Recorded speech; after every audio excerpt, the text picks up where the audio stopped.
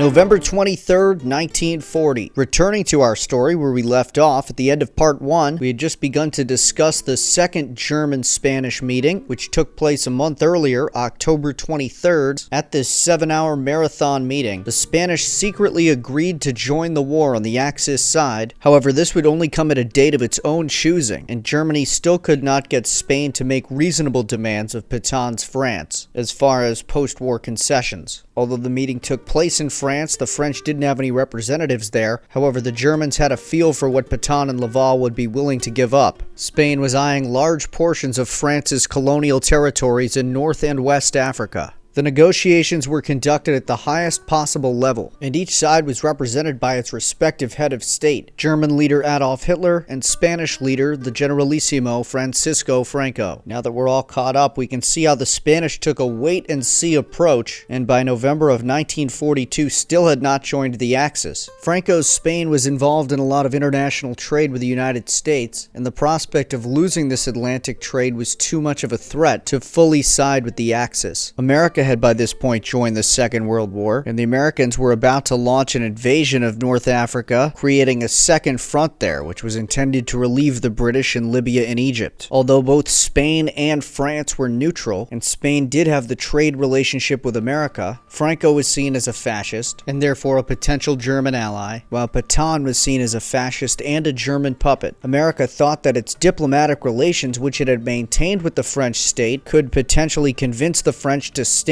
down in the wake of an American landing. They also didn't necessarily trust the French or the Spanish, and while they tried to gain allies on the ground for once they had control, a military invasion of Morocco and Algeria was being planned by the Americans and the British, to be conducted under the banner of the American military. Given that France was still mostly occupied by the Germans and the government was seen as a puppet regime, America thought it a less risky option to violate French neutrality rather than Spanish, especially considering again that trade relationship with Spain. The Americans prepared for landings at Casablanca and 2 auxiliary sites on the Atlantic coast of French Morocco. As the Americans and British moved into position on the 7th, a pro-Allied coup attempt sprang up in Rabat, undertaken by General Antoine Bethouar against the sitting resident general of French Morocco, Charles Nogues. However, loyal forces were summoned, and the coup was crushed, with Morocco remaining firmly in the hands of the German-backed French state. However, the very next day, the American landings began. Under fire from French coastal batteries, the Americans were able to establish 3 beachheads, one at each of their designated landing points. The Alawite Sultan of Morocco, Mohammed V,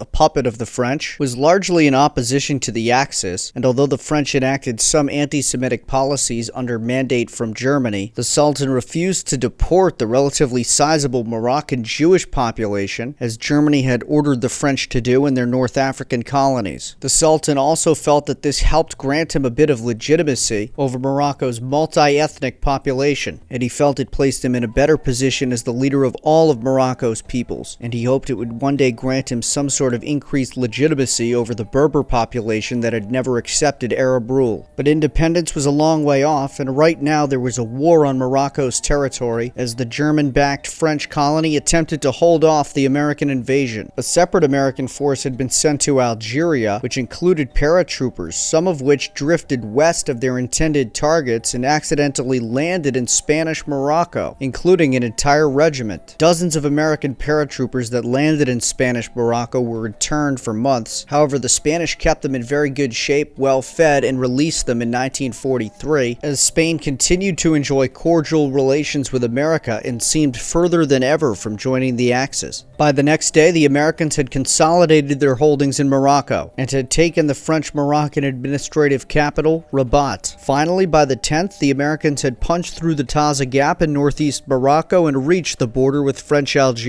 The battle for Morocco was over. The Allies convinced the notorious German collaborator Admiral Darlan to surrender his administration of Algeria along with that of neighboring French Morocco to Allied operational forces. Even without the approval and in fact the explicit rejection of the largely German-backed government in Paris and Vichy, but was still easily possible to accomplish due to France's official neutrality. As for Charles de Gaulle's fighting French, who at present were turning French colonies in equatorial Africa to the Allied side, were not yet involved in the Maghreb, and the French colonies which were allowing Allied operations were still officially subordinated to the regime that was backed by Germany. The Germans then punished Pétain for losing control of the colonies by occupying the entirety of France with garrisons and attempting to capture the French fleet at Toulon before the Allies could presumably turn it to their side as well. However, the French succeeded in scuttling the fleet before the Germans could capture it, creating even more bad blood between Germany and their French collaborators. With the Allies now setting up bases in Morocco, the situation took a turn on December 24th when Darlan, who had made himself many enemies, was assassinated in Algiers by a monarchist. Although he didn't technically run French Morocco, Darlan was effectively the master of French North Africa, and the Allies, who had attempted to collaborate with General Henri Giraud previous to the invasion until Giraud found out he didn't have much local support from the French, now set Giraud up as the leader of the French North African colonies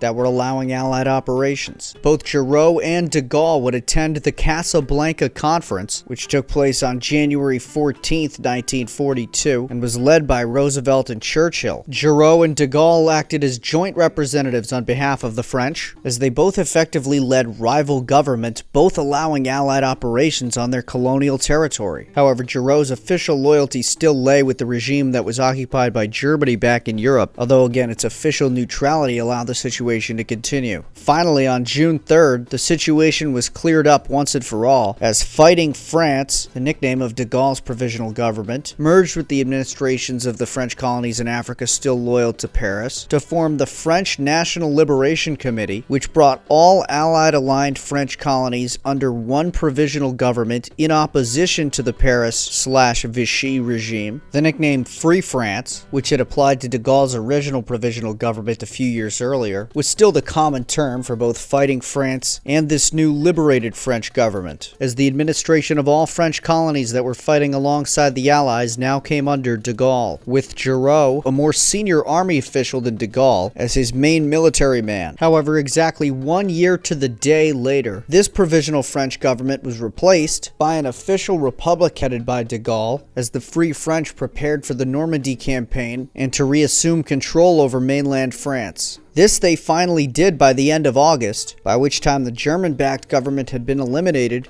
and Pétain had fled to Germany. The Spanish now saw the writing on the wall, and far from joining the about-to-lose Axis forces, they now officially abandoned their expansionist plans in northwest Africa out of Allied-induced deference to de Gaulle's new France and its colonies. The following year, the Spanish agreed to give up Tangier, and they re-established the international zone with the rotating Council of International Representatives in the city-state. The following July, Franco merged the administrations of the Spanish Sahara and Spain's southern Moroccan protectorate known as Cape Juby or Tarfaya into a single colonial entity, similar to French West Africa, with the combined entity now becoming known as Spanish West Africa, with the European powers reasserting their presence in Morocco following the Second World War. An extraordinary series of events occurred in April 1947, led by Mohammed V, the puppet Arab Alawite Sultan, who officially represented the native populations of French Morocco, Spanish Morocco, and Cape Juby. He interpreted the creation of Spanish West Africa as a violation of his sovereignty over Cape Juby, and a demonstration was planned to assert the desire of the Moroccan population for independence from both the French and Spanish. To accomplish this, Mohammed was going to lead a march out of Rabat, through French Morocco, into Spanish Morocco, and then ending up in the international city-state of Tangier, which by the way was another place that the Sultan officially held reign.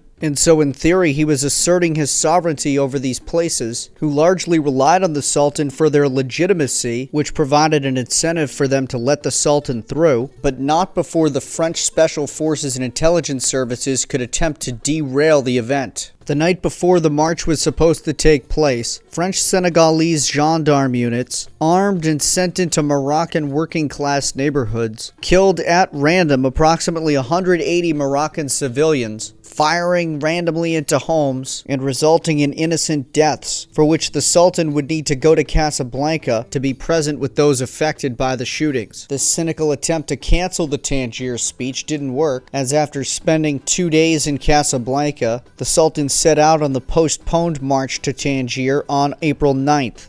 The next day, the Sultan arrived in Tangier and delivered the momentous Tangier speech. The Sultan proclaimed his authority under God over the people of Morocco, including all four claimed entities, and went on to present a vision of a future independent Morocco and how it might operate. The Sultan, without mentioning the French or Spanish once, had effectively laid out a roadmap to independence. The French Governor General had also given him a pro-French statement to read in the speech, which he declined to. Meanwhile, the Sultan's daughter was also present, and she gave speeches encouraging the promises of a free and independent Morocco, which would respect the rights of all its people. However, the French simply ignored this speech as best they could and continued supporting Muhammad. The Americans also began constructing military bases in French Morocco at this point, and by 1952, 5 American Air Force bases were present in French Morocco. On November 23rd of that year, Spanish Ifni was merged into Spanish West Africa, with the city now becoming an exclave of the larger Saharan entity, which would now be subordinated to Spanish Morocco, whose High Commissioner would move to Ifni. Meanwhile, after the December 5th killing of Tunisian labor leader Farhat Hashid by French colonial paramilitaries, rioting broke out all across French colonies in Africa, and in Morocco, the independentist party, the Istiqlal Party, along with allied communists, began to organize mass gatherings and foment revolution. The French responded by having the Sultan ban the parties on December 11th. The communist element was especially worrying for the Americans, who again had a large military presence in French Morocco. Although the Sultan did ban these parties, his anti-communist credentials and his friendship to the French and Americans was put into question, especially given his past activities such as the Tangier speech. Despite Muhammad's own hesitation, the French were uncompromising in their repression of the riots, also refusing to consider any internal reforms whatsoever, besides the fact that they no longer trusted the Sultan to maintain control of the population. The French and Americans looked to bring greater stability to French Morocco, something that the French realized would require a more pliant and submissive Sultan. Another reason for the American involvement was the fact that the Soviets had recently stated in the United Nations that the Americans were the, quote, principal aggressor in Morocco. They stepped up covert support for the Arab rebels and also the Berber army of Moroccan liberation, both of which were also brutally repressed by the Sultan and the French. However, the French's faith in the Sultan to keep the country together had been waning rapidly, and as he struggled to maintain power, the French finally launched a coup against Muhammad V on August 20th, 1953. The Spanish, however, did not support the coup, and although the French forced Muhammad V into exile in Corsica, the Spanish continued to recognize his rule over the native population within Spanish Morocco, ironically where much of his native opposition was located. However, the new Sultan, Muhammad V's cousin Mohammed ben Arafah, was extremely unpopular, viewed as illegitimate by the Moroccan population, including amongst the ruling Arab elites, and within a month he had faced an assassination attempt. Under the new Sultan, violence only increased, as those unhappy with the new Sultan now supported communists and the Istiqlal in increasing numbers. On January 31st of the next year, 6 of the nationalists were exiled from Morocco. Around the same time, the French, taking extra precautions, moved the ex-Sultan Mohammed V from his exile in Corsica to French Madagascar. However, the situation continued to deteriorate under Ben Arafah. This also meant increased violence against the French regime, and in turn a loss of confidence by the French in their new puppet. The most reliable man in the country was the Grand Vizier, Mohammed al-Mokri, who at age 104 had seen the history of Morocco since before the point we started covering from in part 1 of this series. He'd been on the native side of the administration for most of the existence of French Morocco, and he was the man the French turned to negotiate and find an acceptable settlement for all parties that would guarantee French control at least in the immediate future. Step 1 came on October 1st, as Mohammed ben Arafah abdicated, fleeing to the international city-state of Tangier, while just over a month later, Mohammed V returned from his exile in Madagascar, and in a move that essentially admitted the failure of the coup a couple of years earlier, the Accords of La Celle-Saint-Cloud were signed. Mohammed V returned to the Moroccan throne, this time under negotiated conditions, thanks to Mohammed al-Mokri, which included self-autonomy for French Morocco beginning February 15th of the next year. The once and present Sultan began to reorganize the Moroccan state. He'd essentially been a feudal monarch over the tribal leaders and their conduit to the French administration of the entity. But now, to increase the Sultan's legitimacy and to dispel international fears of a communist uprising in the country should it become independent, a parliamentary democracy was formed, which Mohammed V hoped would be acceptable to all tribal and ethnic parties. The Americans had confidence in this plan, and they now backed the idea of an independent Morocco, who they believed would be able to protect their military bases and not bow to communist insurgency or pressure. The French, already now embroiled in a war in neighboring French Algeria, did not want violence to spread in North Africa, and so they reluctantly went along as well. On March 2nd, the French-Moroccan Agreement was signed in Paris. The agreement was put into effect just over a month later, when on April 7th, 1956, French Morocco was granted its independence. The French giving up the Treaty of Fez from 1912 also meant that the Spanish effectively had to give up their treaty regarding Morocco with the French. On the same day that French Morocco became independent, the Spanish-Moroccan Agreement was signed. Spain would set Spanish Morocco free, but would hold on to Ceuta and Melilla, while also claiming that the Cape Juby Strip, just south of the now independent Morocco, was now part of Spanish West Africa and no longer constituted a part of Spanish Morocco. Morocco, realizing it could take care of these grievances later, accepted these conditions. And on the same day, April 7th, 1956, Spanish Morocco became independent after 44 years of colonial rule.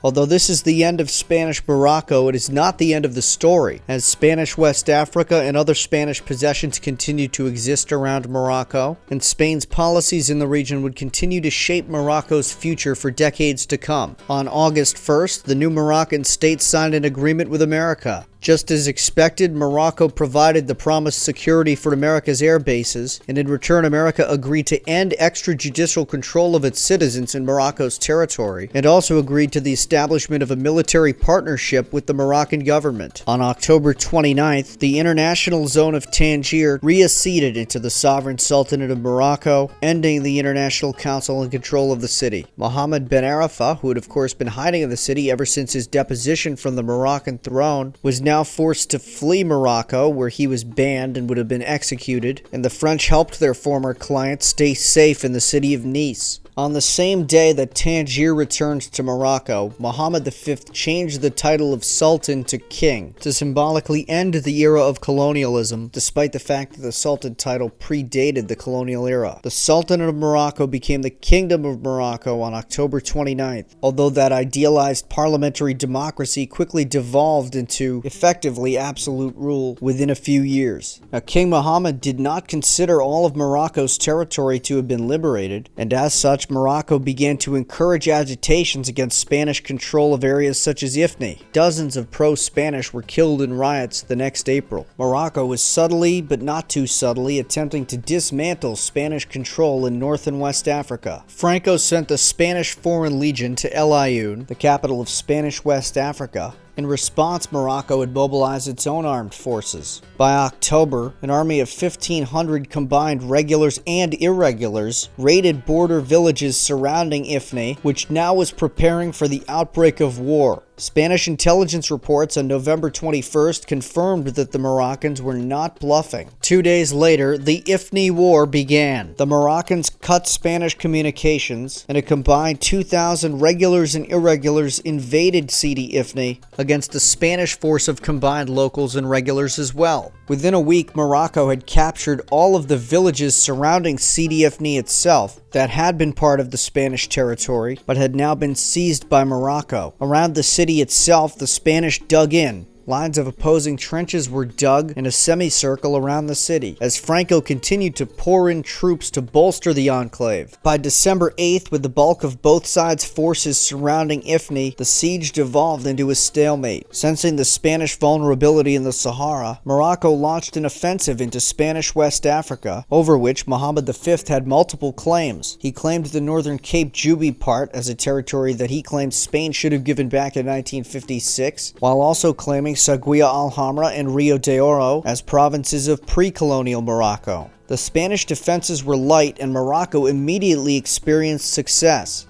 Morocco captured large portions of the desert in the eastern part of Seguia Alhambra, while Spain clung on to the cities and coastal regions. In January of the next year, Morocco reorganized its force in Spanish West Africa, as it intended to take the more interior portions of Rio de Oro, now incorporating Sahrawi rebels into the mix and arming them, with the native Army of the Sahara being a separate force from the Moroccan regular army. The Sahrawis fought with the tenacity of a group attempting to achieve its independence, and they seized large chunks of territory in the mountains and deserts of eastern Rio de Oro. With the Ifni War raging, Spain was coming under increased international pressure regarding its colonialism, particularly when it comes to West Africa. Franco wanted to cast further legitimacy on the operations that would be needed to recapture the lost territory, trying to reframe what was largely labeled a colonial war into police actions, that by countering these terrorist insurgents, Spain was protecting its own citizens. To do this, Franco upgraded the status of natives of Rio de Oro and Seguia Alhambra, changing them from subjects of the Spanish state to citizens, with the former Spanish Sahara now reconstituted, but this time as a province of the Spanish state. Thus now Spain could cast the war in the same light as if it was an invasion of the Canary Islands, or at least this was the intent of the Franco regime. A couple of days later, the capital of the new province of the Sahara was under attack. El Aaiún was under assault from the north by mainly Moroccan regular forces. However, the Spanish held out firm. They redirected the Moroccan advance east of the city to the town of Edshura, where the next night a Moroccan ambush took place on Spanish foreign legionnaires. A shootout and a battle ensued between them. Both sides would suffer heavy casualties, but the Spanish brought in reinforcements and the Moroccans were pushed back.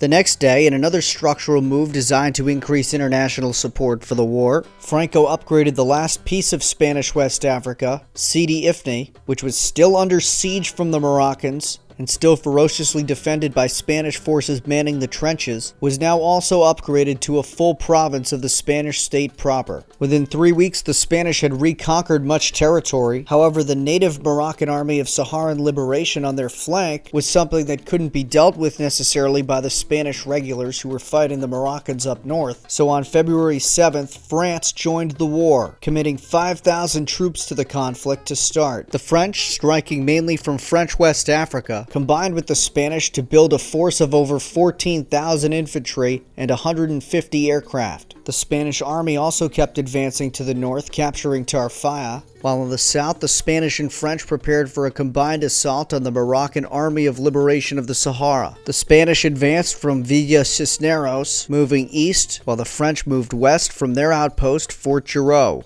By February 24th, the entirety of Rio de Oro was back in Spanish hands. Now, the remaining Army of Liberation fighters, along with the Moroccan regulars, were still attacking Sidi Ifni, and this group had largely been organized by Abd el-Krim, the Riffian Berber who had led the Republic of the Rif, which we saw in part 1 of this series, after which he had spent 20 years exiled in French Réunion. As both sides continued to be dug in and the siege continued, negotiations opened up, and on April 1st, the Treaty of Angre de Sintra was signed. While the fighting in Ifni continued, this treaty at least put a wrap on the Sahara portion of the conflict, and Spain officially ceded their Cape Juby protectorate, which the Spanish may have seen as inevitable given the fact that it was not included in the new Spanish Sahara, to the Moroccan crown. Present in Tarfaya on April 10th for the handover ceremony was the Crown Prince Hassan II, who 3 years later would become king and would serve in that role for nearly 40 years, becoming the iron-fisted face of Morocco during the second half of the 20th century.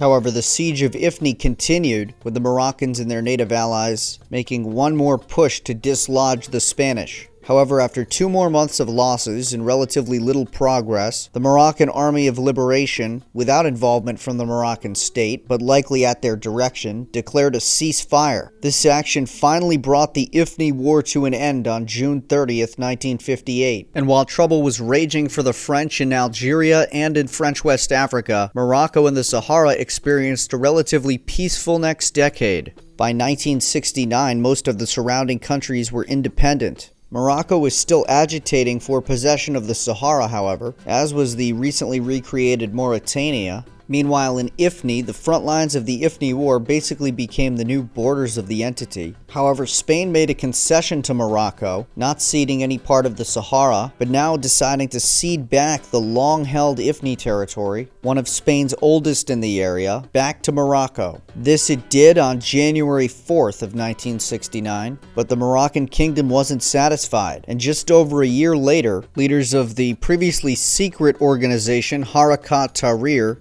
called a demonstration in Zemla in El Ayoun to read out a petition of goals to the Spanish Governor General of the Sahara. This happened on June 17, 1970, and started out peaceful. However, eventually the demonstration was broken up by the Spanish gendarme, and on the orders of the Governor General, police moved in to arrest the secret organization's leaders. The rioters responded by throwing stones back at the gendarme and police. However, the Spanish Foreign Legion was called in to suppress the uprising and began to fire back into the crowd, killing 11 civilians in what is known as the Zemla Uprising. This was the end of Harakat Tahrir as the main Sahrawi independence movement, and although for the moment it pacified Spanish Sahara, it set a precedent that the future of the entity would likely be decided by violent means.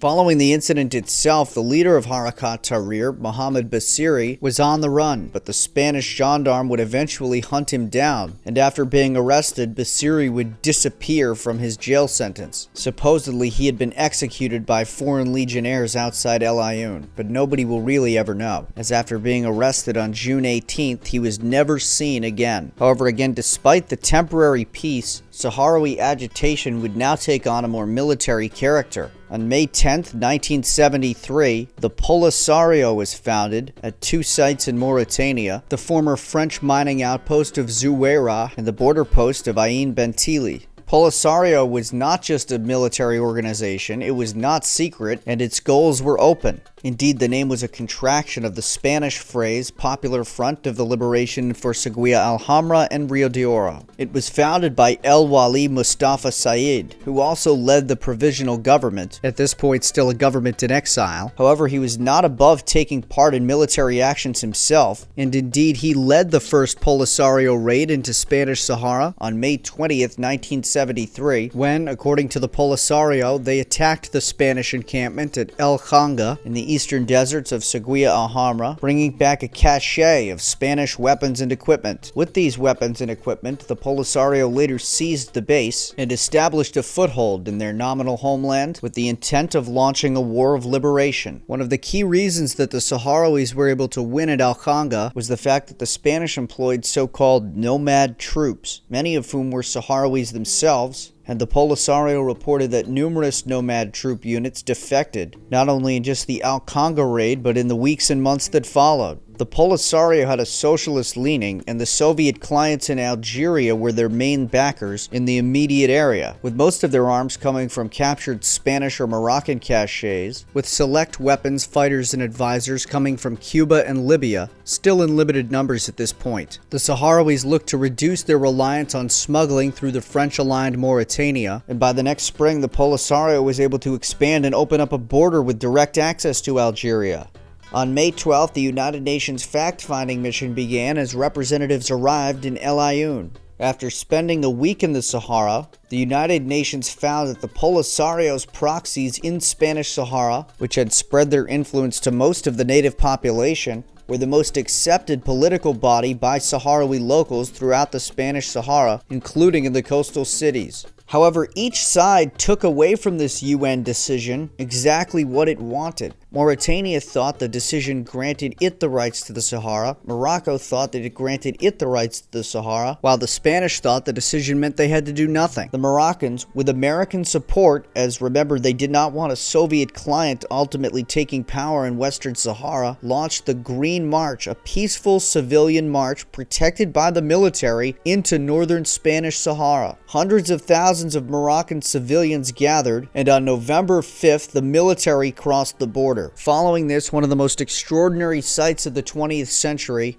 as thousands of civilians streamed across into the Spanish Sahara, flanking the military spearhead. The bemused Spanish forces were ordered to stand down and allow the peaceful protest and demonstration to occur. The Spanish now saw the writing on the wall, and they began to evacuate settlers as they negotiated the future of the territory. Settlers began leaving from La Guaira at the southern tip of Rio de Oro, while it came under Polisario attacks. The Spanish, having fully evacuated over the night of the 6th, abandoned the city, and the Polisario took it over on November 7th, reaching the sea for the first time in the war. Meanwhile, Spain was attempting to extract itself from the issue without allowing the Polisario to become the representative in Western Sahara, again largely due to its Soviet-aligned influence. On November 14th, Spain signed the Madrid Accords. This ignored the UN decision, recommending the handover of the territory to the Sahrawis, and instead provided for its partition between Morocco and Mauritania, a pair of more reliable anti-communist states. Inevitably, this would prove trouble. However, as the conflict was beginning to rage, Spain lost its head of state for the past 40 years, as the Spanish state now officially announced the highly speculated news that Generalissimo Francisco Franco is dead.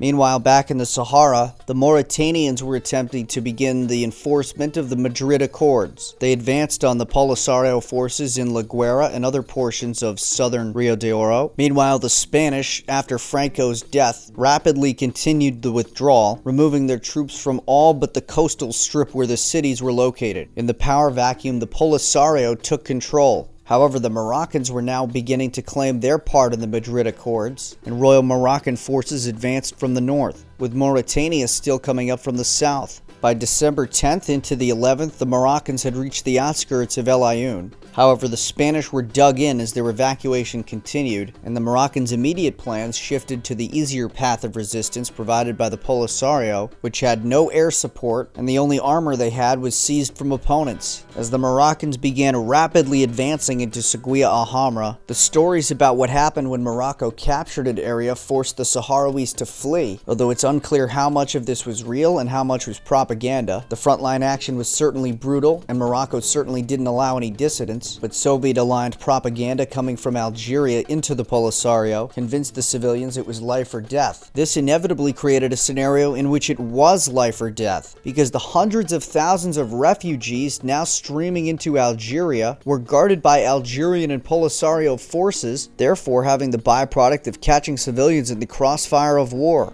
One such example was at Mgala, an oasis that was being used as a transit point for refugees by the Algerians and Polisario forces. On the night of January 27, 1976, the Moroccans launched a surprise attack. As the refugees fled to the east, both armies contested the numbers of captured and killed. However, at the end of the day, Morocco captured the oasis, nearly severing in two the Sahrawi evacuation effort and their burgeoning state. However, on February 3rd, Morocco said that it would submit to arbitration by the Arab League, and the UN appointed a mediator to oversee the issue. Despite that, Morocco is still continuing its military advance, as it believed it was entitled to via the Madrid Accords. The oasis of Al Mabais, not far from the Algerian border, was a critical juncture on the supply route for the Polisario and their refugees, which the Moroccans captured on February 12th, although the Polisario was able to maintain an ever-so-thin supply line to Algeria. A couple of days later, however, the Polisario struck back, as the second Battle of Amgala went to the Sahrawis. This reopened up the supply routes and refugee routes, and made it ever more critical that the Polisario maintain that corridor to Algeria in the east. However, in response to the defeat,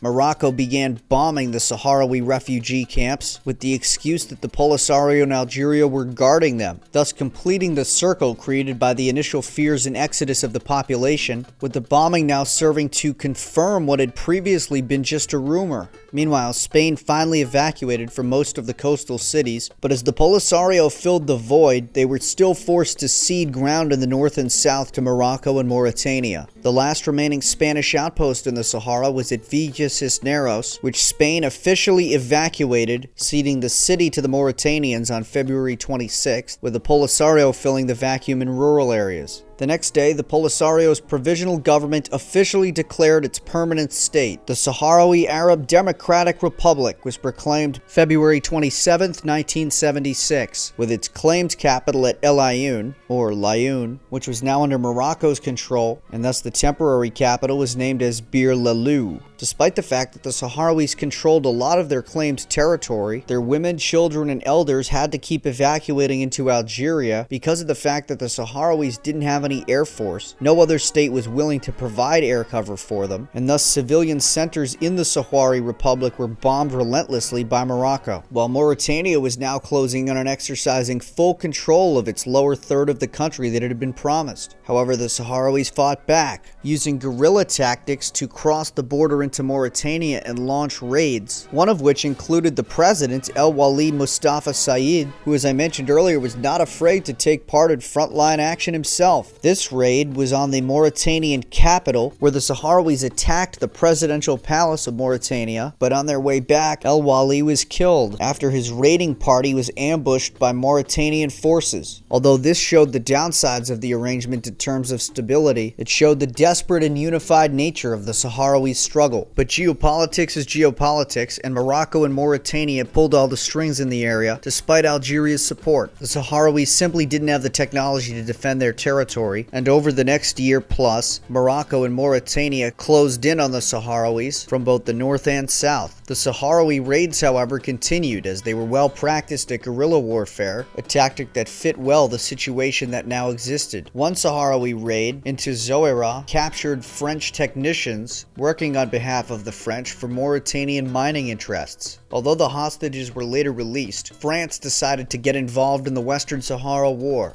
The French, with military garrisons in Mauritania, sent their air force to drop chemical weapons such as napalm on raiders attempting to break into Mauritania. However, even with French support, Mauritanian President Mokhtar Ould Daddah was decisively losing the war, not only losing face over Polisario raids, but also directly losing territory to the Sahrawis. As such, on July 10th, a military coup was launched against the president. Despite the exasperation of the French, the new junta signed a ceasefire with the Sahrawis. Mauritania agreed to evacuate its forces from Dakhla and the Sahara, returning these territories to the Sahrawis, and the next August signing a peace treaty formally recognizing its borders with the Sahara and pulling fully out of the Western Sahara War. I mentioned at the beginning of part 1 that we'd briefly explain how the Sahrawi borders got into such a weird shape. Well, that is half the border right there, as the Sahrawis agreed not to extend their power further into Mauritania, in return for Mauritania giving up all claims on Dakhla and La Guera, the latter of which was ruined by the fighting anyway.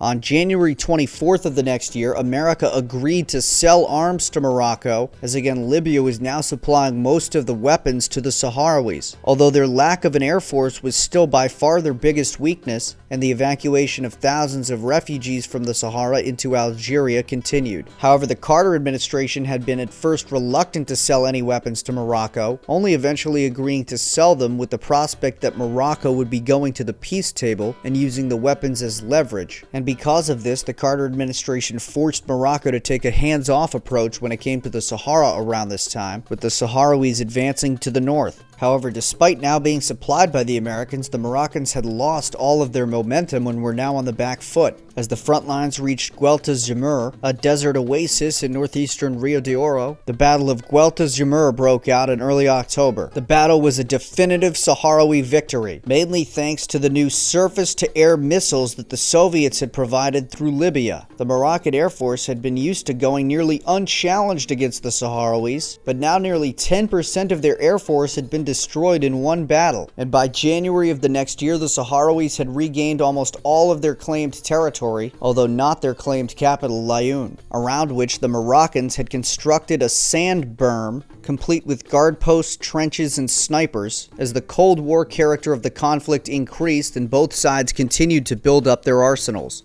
By now, the Reagan administration was in control in America, and it much more liberally dispersed weapons to Morocco, including for offensive action, as the alignment of the Sahrawis with the Soviets, Libyans, and Algerians pushed America further into Morocco's corner. As the arms buildup by both sides continued, the Sahrawi position became unsustainable. The Royal Moroccan forces were getting the most modern technology and had access to American intelligence and advisors. Thus, over the next 5 years, they were able to capture almost all of the notable coastal cities, extending the berm and fortification structure from Laayoune to extend around all of their captured territories. Meanwhile, the Sahrawis still didn't have an air force, so their civilian population was again mostly in exile in Algeria, with only the army remaining in the state itself. Over the next 2 years, Morocco continued to extend its control all the way to the southern portion of the territory, stopping just short of the Sahrawis stripped to the ocean and the abandoned town of La Guera. As the Moroccans came up again on Guelta Zemmour, the second battle of Guelta Zemmour broke out. Just as the first battle had been a decisive victory for the Sahrawis, the second battle was an overwhelming victory for the Moroccans. 18 commandeered tanks and other vehicles being used by the Sahrawis were destroyed by Moroccan planes and shells. A bulk of the Sahrawi military equipment, as their caches of weapons snuck from Libya through Algeria to the Sahara, mainly consisted of arms and not armor. With Morocco capturing the outpost, the Sahrawis were again confined just to the eastern stretches of Seguia El Hamra and Rio de Oro, with the exception of a narrow outlet to the sea and a narrow outlet to Algeria. The lack of air protection was still a major factor, and thus the civilian evacuations continued, again at this point numbering into the hundreds of thousands. However, by this point the Cold War was over, as the Soviet Union had given up its rivalry with America and was currently facing its own internal turmoil, and although support for the Sahrawis via Algeria and Libya continued, this wasn't enough for America to continue sanctioning Morocco's war in the Sahara. But as the Americans pressured ceasefire talks, Morocco wanted to make sure that a ceasefire would be more like a victory, and so it launched the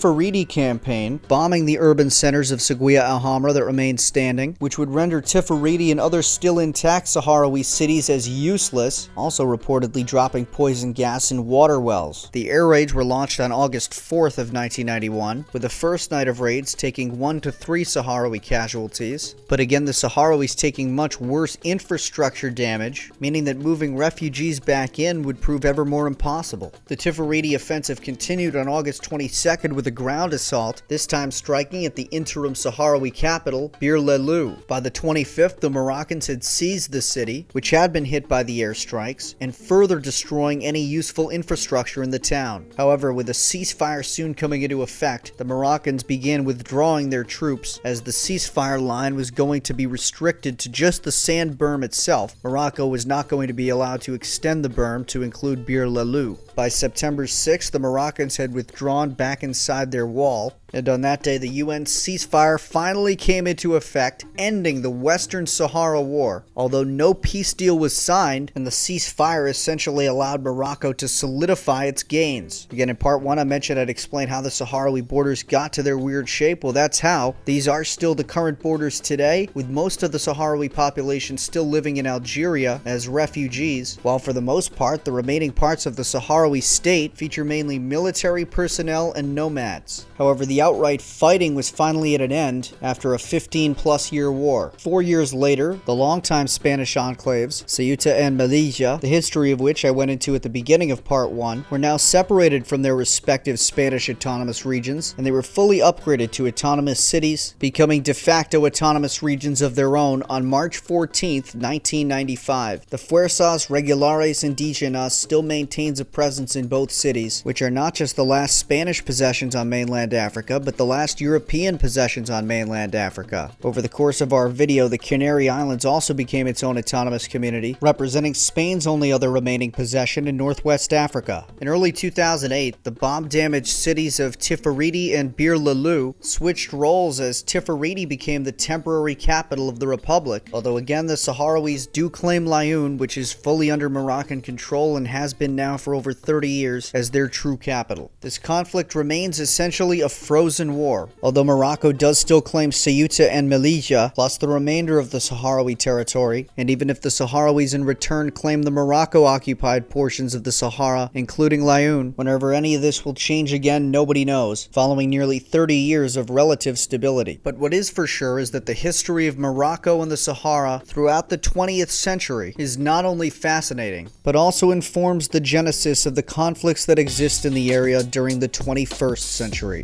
So if you've been with us since part 1, thank you for watching the whole thing. If you haven't been, then make sure to check out part 1 or our full Spanish Morocco playlist with both parts. And I'm glad you found the channel. Make sure to like, subscribe, share, and donate on Patreon. Thanks again for watching. I'm Alex. I'm out.